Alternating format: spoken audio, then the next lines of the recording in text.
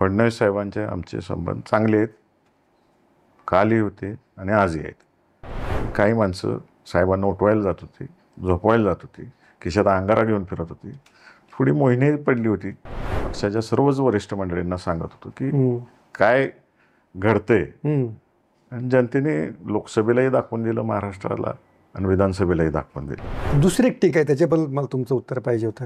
आणि त्या अकलूजमध्ये येऊनच देवेंद्र फडणवीसच अकलूजमध्ये आलेले होते आणि त्यांनी असा इशारा दिलेला होता, एक तर मी कोणाच्या आधेमध्ये पडत नाही, पण जर कोणी मला आडवा तर त्याला मी सोडत नाही.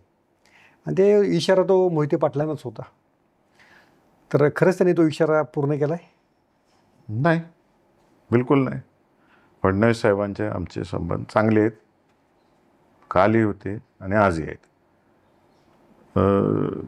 लोकसभा इलेक्शनला मी माझे जेवढ्या काही मुलाखती दिल्या होत्या तर या सर्व मुलाखतीत मी एकच सांगितलेलं होतं की काही माणसं साहेबांना उठवायला जात होती, झोपवायला जात होती, खिशात अंगारा घेऊन फिरत होती. थोडी मोहिनी पडली होती.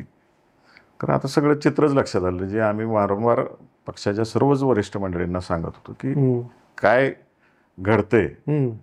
आणि जनतेने लोकसभेलाही दाखवून दिलं महाराष्ट्राला आणि विधानसभेलाही दाखवून दिलं. अच्छा, पण त्याच वेळेस जर तुम्हाला भाजपची जर उमेदवारी मिळाली असती तर मग तुमची काही अडचण नव्हती तुम्हाला, किंवा तुम्ही सांगाल त्या उमेदवाराला, तुम्हाला फक्त तो रणजित निंबाळकर फक्त नको होते? जनतेला जे नको होतं ते आम्ही कानावर घातलं होतं पक्षाच्या. हे तुम्ही वैयक्तिक दुश्मनी कोणावरती नाही, तुम्ही ऑफिशियल कानावर घातलेलं होतं, सगळ्यांच्या घातलं होतं. जे काही सिस्टीम. पण ते तर म्हणत होते मी पाणीवाला खासदार आहे, मी पाणी आणलेलं आहे. हे जनतेनं म्हणायचं असते. जनतेनं ब्रीद वाक्य ठरवलं पाहिजे, जनतेनं टायटल दिलं पाहिजे, उपाधी दिली पाहिजे. स्वतःहून स्वतः उपाधी द्यायची नसती कधी समाजामध्ये. अच्छा, जनतेने ठरवावी ती उपाधी काय म्हणावं आणि काय नाही. आणि ते हक्कानं जनता आपोआप म्हणते.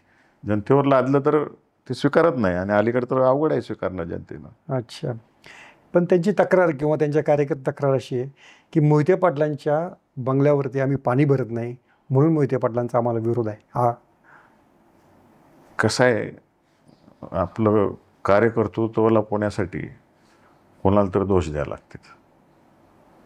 ते त्यांच्या सवयीचा भाग आहे. कालही होता आणि आजही तेच चालू आहे त्यांचं. आम्हाला त्याच्याकडे लक्ष द्यायला नाही. आम्हाला फक्त आणि फक्त माढा लोकसभा मतदारसंघातील सोलापूर जिल्ह्यातील जनतेचे प्रश्न कसे मार्गी लागतील एवढ्यावर फोकस करायचा आहे. ओके, निवडणूक काळातल्या तिकट टिप्पण्या तुम्ही मागे सोडलेल्या आहेत का आता? नक्की. अच्छा, रामराजे निंबाळकरांचा तुमच्या उमेदवारीमध्ये किंवा याच्यामध्ये काय नक्की रोल होता?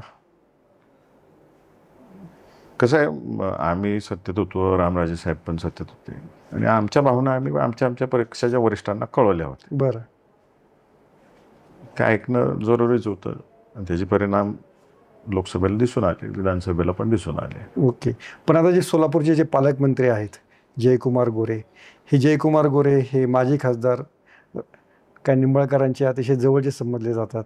मग त्यांच्यामार्फत तुमचे सगळे विकास कामं मार्गी लागतात का, की अजून जुनी धुसफूस कायम आहे?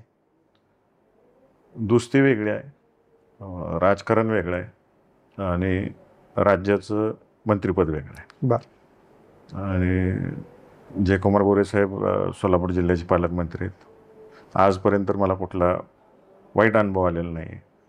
ते निश्चितच चांगल्या पद्धतीनं आम्हाला सहकार्याची भूमिका ठेवतायत.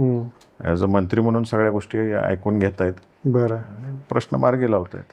सोशल मीडियाच्या भाऊ गर्दीत विश्वासार्हतेने चकाकणारे नाव म्हणजे लेट्सअप मराठी. सगळ्यांना, सगळ्या नागरिकांना ती स्पीच, ती लेट्सअप वरील मुलाखती म्हणजे विचारांचा खजिना. त्यानंतरच्या निवडणुकीमध्ये मला सोडून गेले. बातम्या केवळ वस्तुस्थिती सांगणाऱ्या, न प्रोपगंडा, फक्त जनतेचा अजेंडा. क्योंकि आने वाला कल जाने वाला है, जाने वाला कल आने वाला है. राजकारण, मनोरंजन असो की क्रीडा क्षेत्र, महाराष्ट्राची स्पंदने संवेदनशीलतेने टिपणारे माध्यम म्हणजे लेट्सअप मराठी. जगासोबत एक पाऊल पुढे राहण्यासाठी लेट्सअपचे ॲप, सोशल मीडिया आणि वेबसाईट सोबत कनेक्टेड रहा.